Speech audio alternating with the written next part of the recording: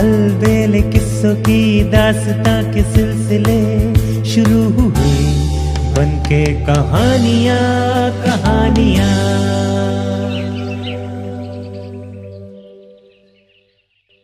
आइए सुनते हैं आज की कहानी, विश्वास का मूल्य। बहुत समय पहले की बात है। कंचनपुर पर राजा रणविजय का शासन था। एक दिन उनके दरबार में एक किसान आया। वो देखने में गरीब मालूम पड़ता था। उसने राजा को सिर झुकाकर अभिवादन किया और फिर अपनी पगड़ी में से एक चमकीली मणि निकाली। राजा को मणि देते हुए बोला, महाराज, मैं गरीब किसान हूं। मेहनत मजदूरी करके अपने परिवार का पालन पोषण करता हूं। आज सुबह जब मैं खेतों पर काम करने जा रहा था तो ये मणि मुझे रास्ते में पड़ी हुई मिली। ये बहुत कीमती मणि है। मैं ये सोचकर आपके पास आया हूं कि मुझे गरीब किसान के लिए ये किस काम की, इसको आपके खजाने में होना चाहिए। इतना कहने के साथ ही उस गरीब किसान ने वो मणि राजा को दे दी। राजा ने किसान को वहीं बैठने को कहा और स्वयं तल्लीनता से मणि को उलट पलट कर देखने लगा। मणि को गौर से देखकर वो सहसा मुस्कुराया। राजा के मुस्कुराने का रहस्य किसान की समझ में न आया। तत्पश्चात मणि को दरबारियों ने बारी बारी देखा। देखकर सभी कानाफूसी करने लगे।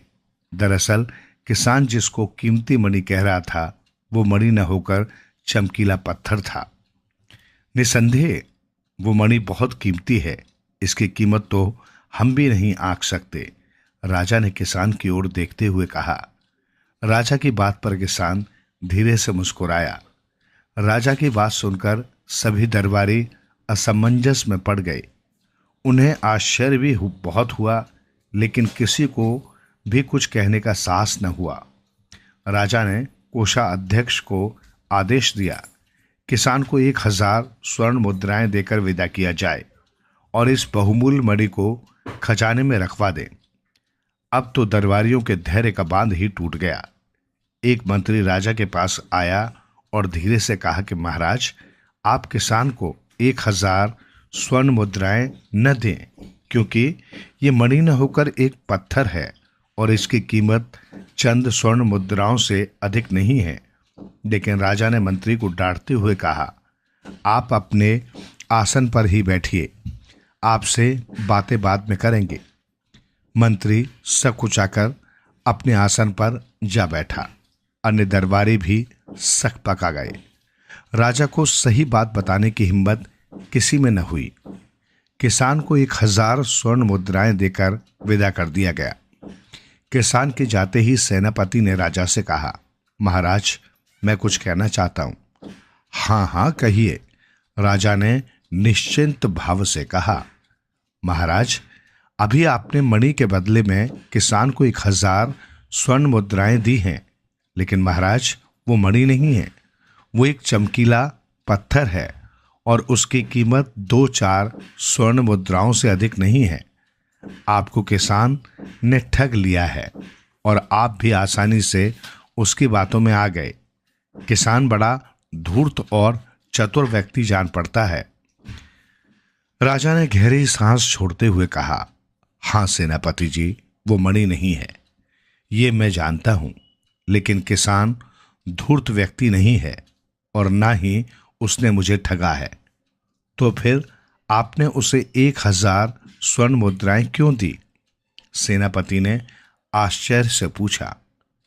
मुद्राएं मैंने उससे मणि के बदले नहीं दी। मणि की असलियत तो मैं उसे देखते ही समझ गया था। मुद्राएं तो मैंने उसके विश्वास को बनाए रखने के लिए दी है, राजा ने कहा। सेनापति ने विस्मय से पूछा, विश्वास को बनाए रखने के लिए? हाँ, वो किसान सचमुच में भोला और सच्चा है। उसे अपने राजा पर अगाध विश्वास एवं श्रद्धा है। वो उसे चमकीले पत्थर को मणि समझकर ही लाया था और वो चाहता था कि वो मणि राजा के पास रहे। अगर सचमुच वो चमकीला पत्थर न होकर मणि ही होती तो उसकी कीमत करोड़ों स्वर्ण मुद्राएं होती, वो किसान भी उसकी कीमत जानता था, फिर भी उसे लोभ न छू सका। उसका राजा के प्रति जो विश्वास था वो सचमुच अनुकरणीय है। स्वर्ण मुद्राएं तो मैंने उसके विश्वास को जीवित रखने के लिए दी हैं। हमने विश्वास का सौदा किया है और ये सौदा घाटे का हरगिज नहीं है।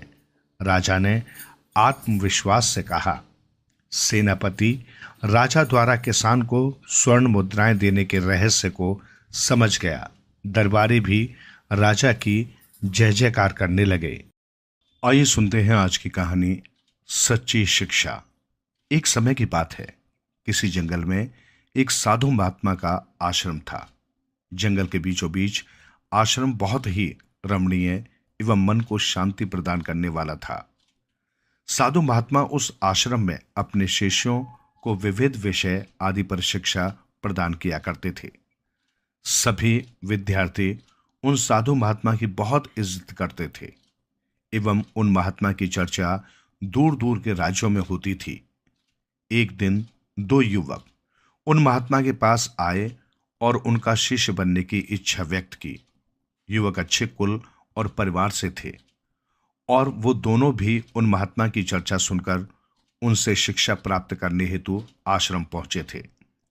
महात्मा ने सोचा कि इन्हें शिष्य के रूप में स्वीकार करने से पहले इनकी छोटी सी कसौटी की जाए, और उन्होंने उन दोनों से आश्रम के एक कमरे में रखे दो मिट्टी के कबूतर लाने को कहा।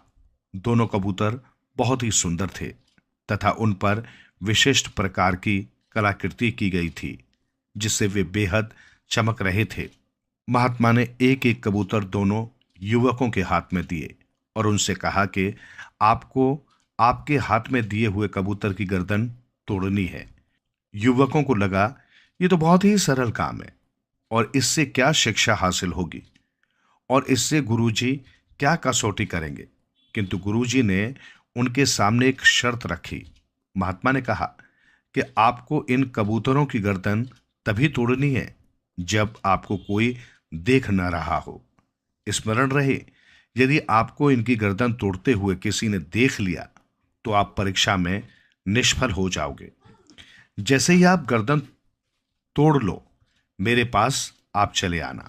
दोनों युवकों को लगा ये तो बहुत ही सीधा साधा और सरल काम है और दोनों आश्रम से बाहर की ओर चल पड़े। एक युवक आश्रम से थोड़ी दूर गया और उसने देखा कि यहां कोई देख ही नहीं रहा, दूर दूर तक कोई दिखाई नहीं दे रहा, तो मैं गर्दन तोड़ देता हूं और गुरुजी से जाकर ये बात तुरंत कहता हूं। दूसरा युवक हाथ में उस कबूतर की कलाकृति को लिए दूर जंगल में चला गया। जब वो एक घने जंगल में पहुंच गया तो एक पेड़ के नीचे बैठा और कबूतर की गर्दन तोड़ने का फैसला लिया। किंतु जैसे ही वो गर्दन तोड़ने वाला था, उसकी नजर उस पेड़ पर बैठे एक पक्षी पर पड़ी।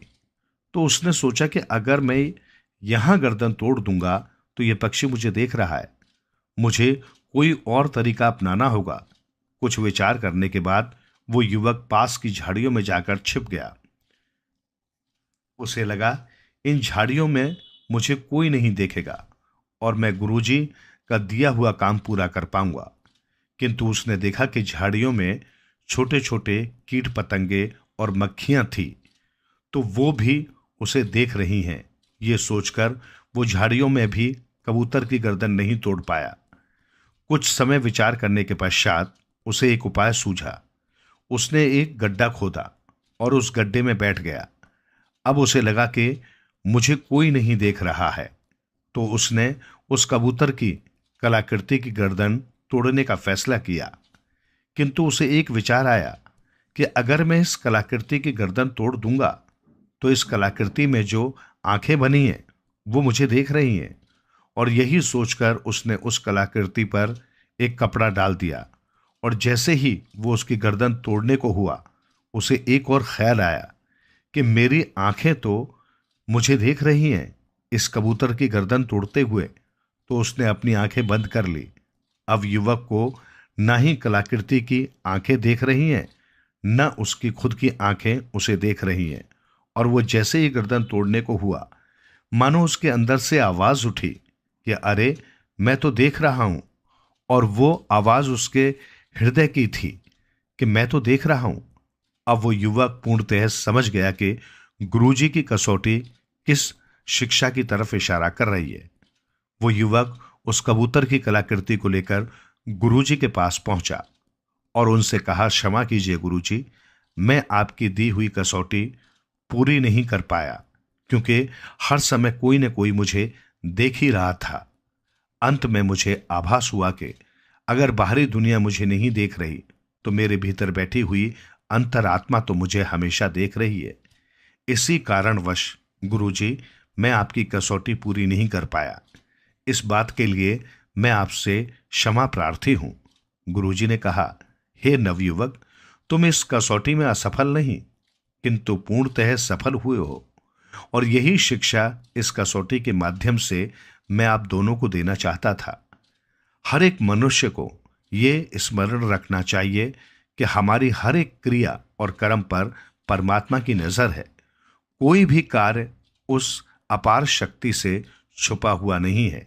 इसलिए कोई भी कार्य अगर इस बात को ध्यान में रखकर किया जाएगा तो अनुचित कार्य करने से पहले हमारे कदम स्वयं रुक जाएंगे। आइए सुनते हैं आज की कहानी, भगवान की लीला। हम सभी भगवान श्री कृष्ण और सुदामा की मैत्री से पूर्णतः परिचित हैं। उनकी मित्रता इस संसार के लिए एक अनूठा उदाहरण है तथा प्रेरणा स्रोत भी है। हम सभी भली भांति परिचित हैं उस प्रसंग से जब सुदामा श्री कृष्ण से मिलने द्वारिका जाते हैं। कृष्ण और सुदामा का वहां मिलन सभी को भावना से ओतप्रोत कर देता है, किंतु ये प्रसंग हमें भगवान श्री कृष्ण की अपार लीला का एक संक्षिप्त परिचय करवाता है। प्रसंग कुछ इस प्रकार है।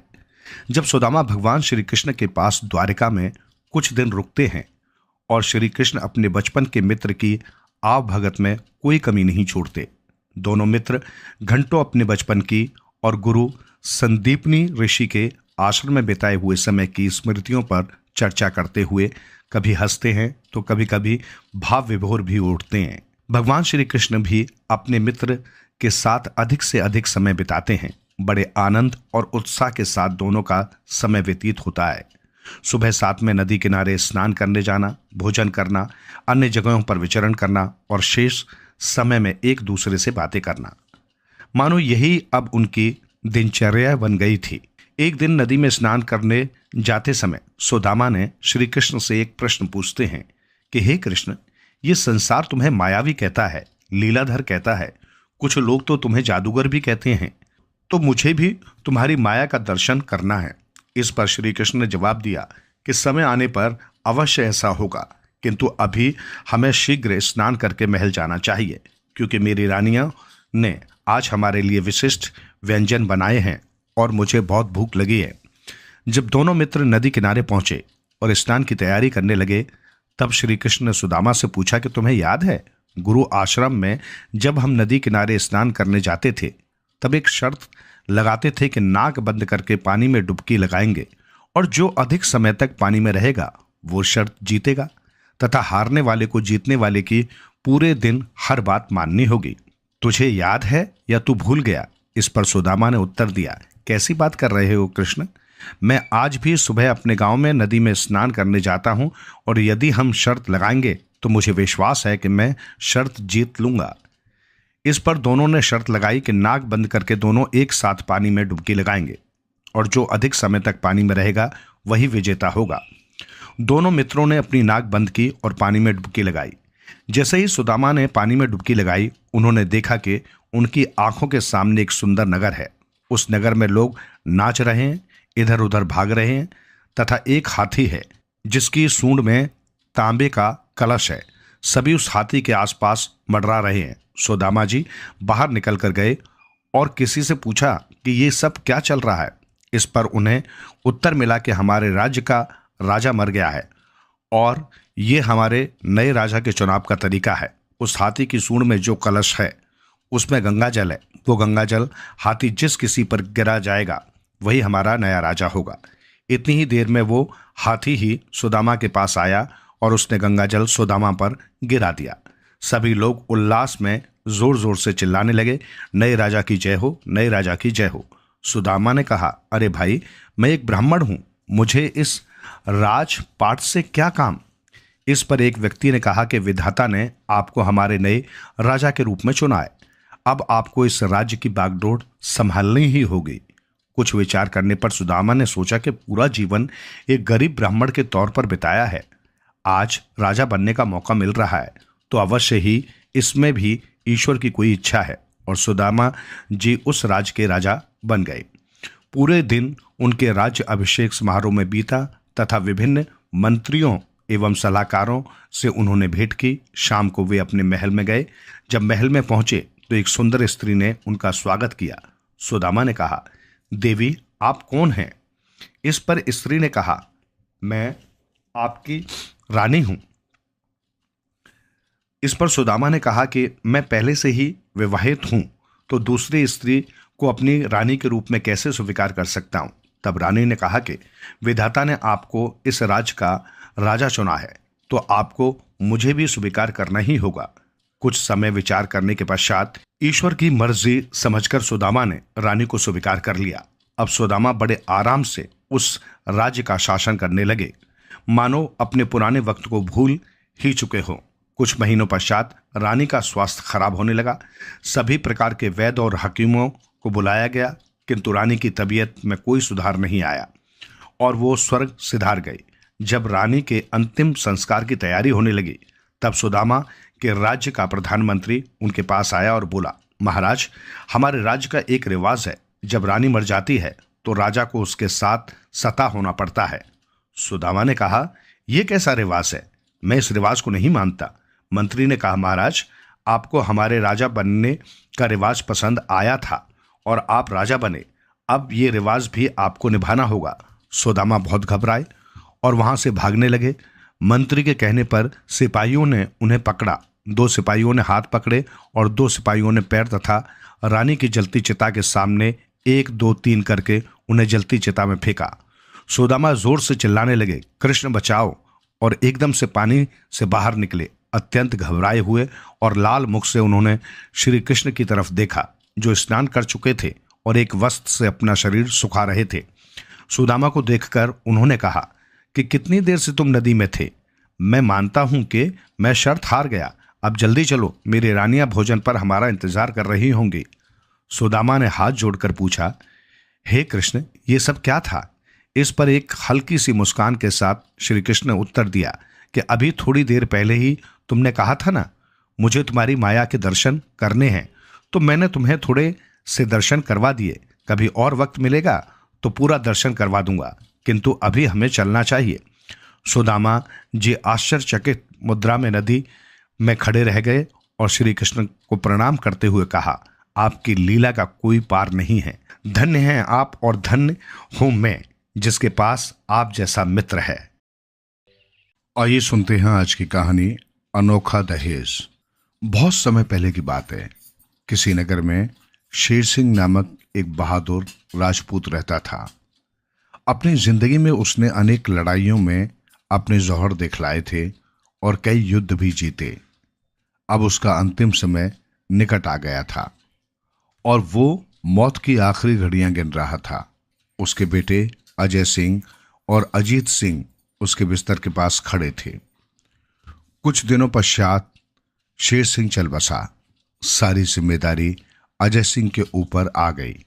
अजय सिंह अपने छोटे भाई अजीत सिंह को बहुत चाहता था। उसे अपने भाई पर गर्व था, मगर अजय की पत्नी अजीत को उतना पसंद नहीं करती थी। उसका विचार था कि अजीत को खेती के काम में अजय की मदद करनी चाहिए। वो सोचती कि सारा काम उसके पति को ही क्यों करना पड़े। एक दिन अजीत सिंह लौटकर घर आया और भाभी से खाना मांगने लगा। उसकी भाभी ने चिल्लाकर कहा, रसोई में जाकर निकाल क्यों नहीं लेते? तुम्हारे सारे काम मैं ही क्यों करती फिरूं?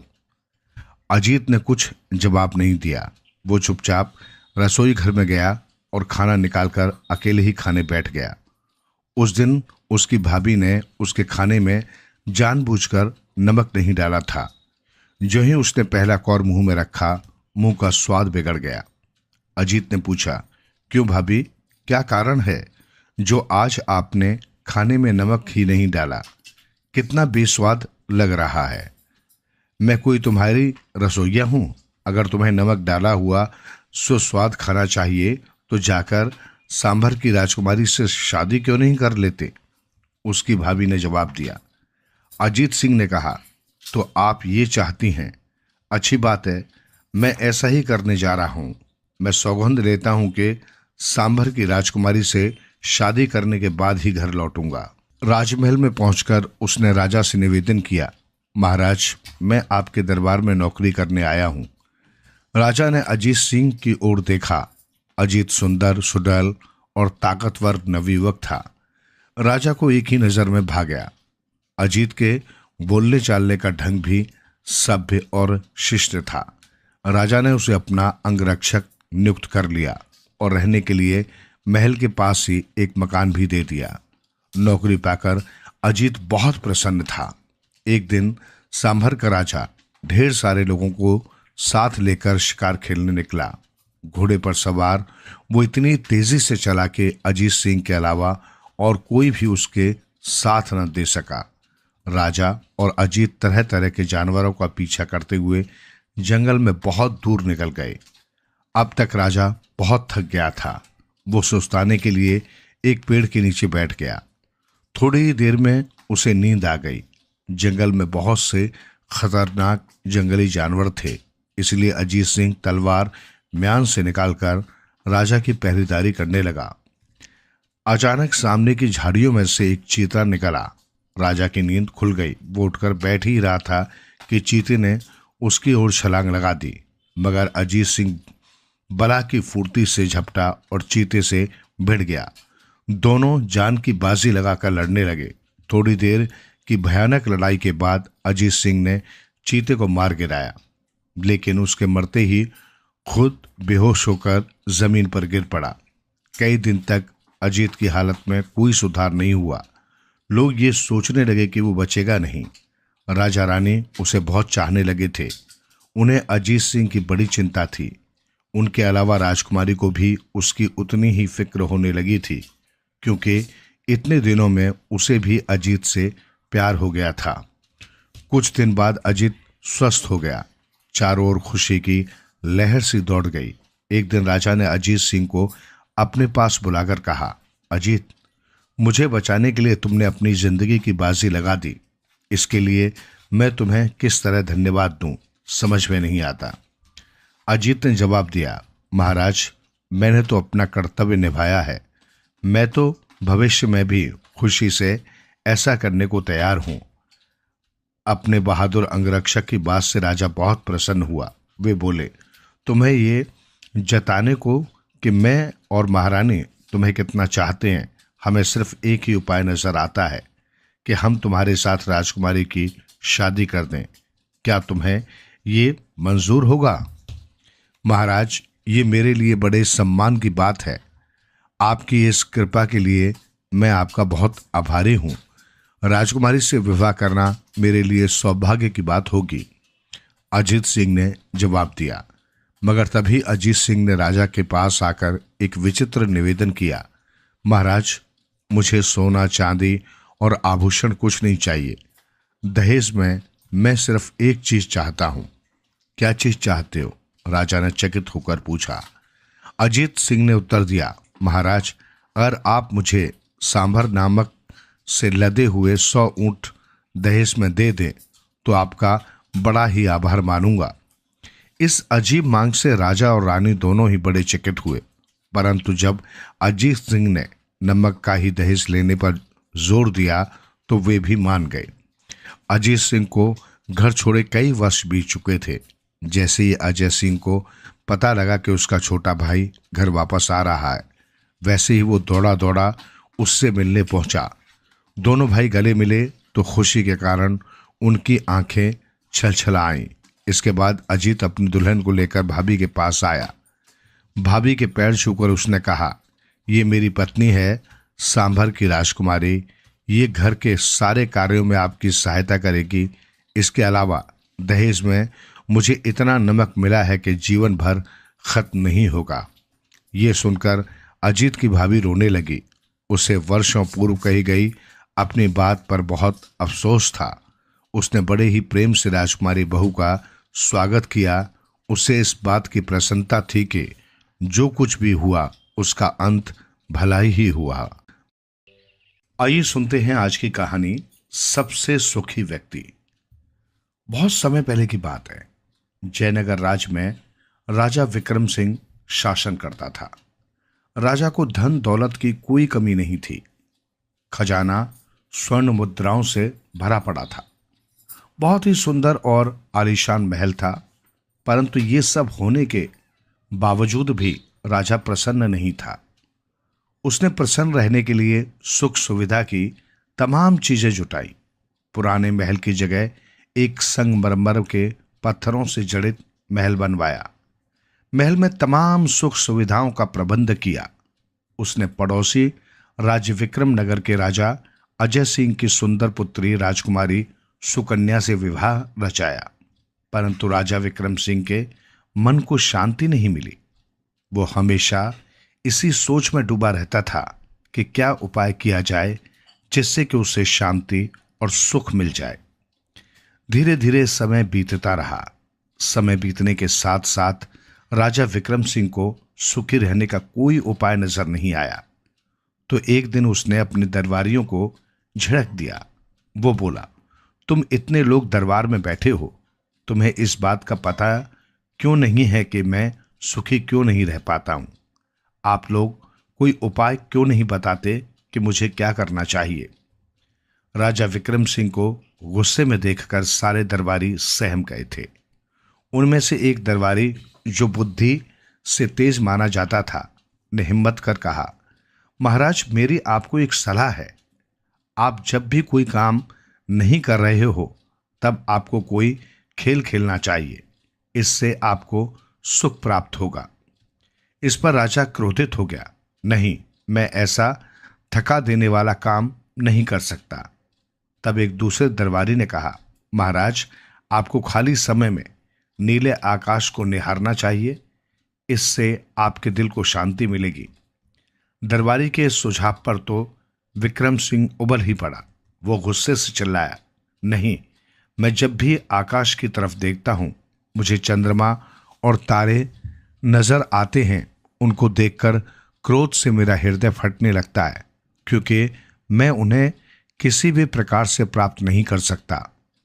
राजा का क्रोध भरा उत्तर सुनकर सब दरबारियों में मौन छा गया। जब काफी देर तक चुप्पी छाई रही तो एक बुजुर्ग दरबारी ने कहा, महाराज, संगीत के बारे में आप क्या सोचते हैं? संगीत दुखी व्यक्ति को राहत देता है। वो मनुष्य को प्रसन्न कर देता है। हम आपको प्रतिदिन उत्तम कोटि का मनोहारी संगीत सुनाएंगे। दरबारियों का सुझाव सुनकर राजा विक्रम सिंह तैश में आकर खड़ा हो गया। क्या तुम लोग मुझे दिन रात संगीत सुनाकर पागल करना चाहते हो? क्या एकदम मूर्खों जैसी बातें कर रहे हो? फिर राजा दरबार से उठकर अपने आराम कक्ष में चला गया। राजा विक्रम सिंह के दरबार से चले जाने के बाद अधिकतर दरबारी भी उठकर बाहर चले गए, परंतु विनयपाल नामक एक दरबारी वहीं बैठा कुछ सोचता रहा। काफी देर सोच विचार के बाद वो राजा विक्रम सिंह के आराम कक्ष में गया। वहां जाकर उसने कहा, महाराज, मुझे एक उपाय सूझा है। अगर आप वो काम कर लें तो आप अवश्य ही सुखी रहने लगेंगे। राजा विक्रम सिंह ने उत्सुक होकर पूछा, जल्दी बताओ, क्या उपाय है? मैं किसी भी तरह सुखी रहना चाहता हूं। बहुत ही सरल उपाय है महाराज। आप अपने राज्य में एक सुखी व्यक्ति की तलाश करवाकर उसकी कमीज उतरवाकर स्वयं पहन लें। इससे उस व्यक्ति का सारा सुख आप में प्रविष्ट हो जाएगा। उस दरबारी का ये उपाय राजा विक्रम सिंह को बहुत पसंद आया। उसने उसी समय सेनापति को आदेश देकर राज्य की हर दिशा में सुखी व्यक्ति की तलाश में सैनिकों को दौड़ा दिया।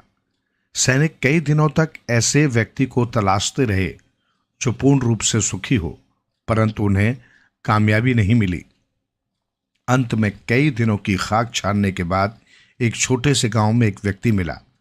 वो एक छोटी सी टूटी हुई झोंपड़ी के सामने बैठे मुस्कुराता हुआ गाना गा रहा था। पूछने पर उसने सैनिकों को बताया कि वो दुनिया का सबसे सुखी व्यक्ति है।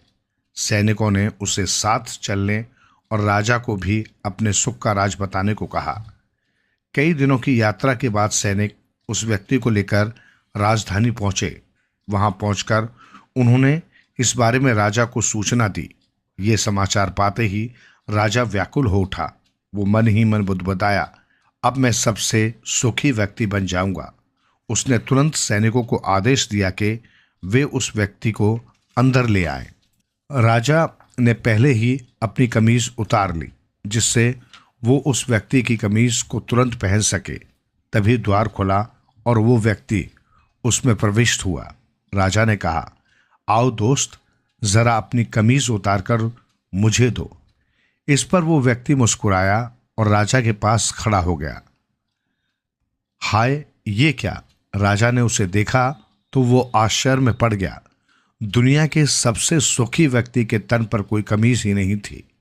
वो निहायत गरीबी और अभाव में भी खुश था।